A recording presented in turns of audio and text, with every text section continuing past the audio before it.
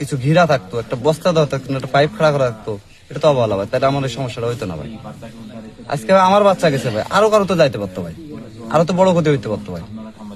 কারণ যার যায় তাই ভাই বুঝে ভাই, আসলে যার আসলে যায় তাই সে বুঝে তার কোন জিনিসটা গেল ভাই।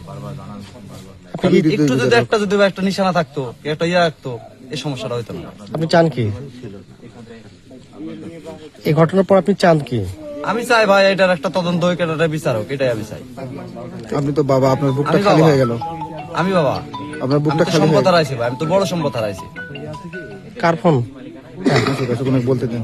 আচ্ছা আমার যাতে একটাই দাবি, যাতে সাজিদের মতো আর কেউ ভাই এরকম যাতে পরিস্থিতির শিকার না হয় ভাই, কোনোখানে যাতে না হয় ভাই। এই বাচ্চাটাকে আর পাওয়া যাবে? এটাকে আর পাবো না ভাই। আমার একটাই দাবি যে কোনোখানে যাতে এরকম ভাই পরিস্থিতি না হয়, এরকম গর্ত যাতে বাংলাদেশের কোথাও যাতে না থাকে ভাই। এই এলাকায় কি এরকম গর্ত আরো আছে? হয়তো আছে, দু একটা আছে আরো। এখানে আমার এই পাশে একটা আছে, ওই পাশে একটা আছে, এখানে আরো দুইটা আছে। এটা আমার সান্ত্বনা করে দিতে পারবো না, এটার ব্যাখ্যার কোনো ভাষাও না ভাই।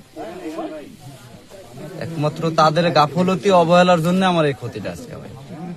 যদি একটু তাড়াতাড়ি থাকতো সচেতন, তাহলে আমার এই ক্ষতি হতো না ভাই। একটা যদি নিশানা থাকতো, একটা কোন বিয়া থাকতো, একটা সাইনবোর্ড থাকতো, তাহলে তো সমস্যা হয় না। এখন কি চান? চান কি? আমি চাই যে এদের একটা বিচার হোক।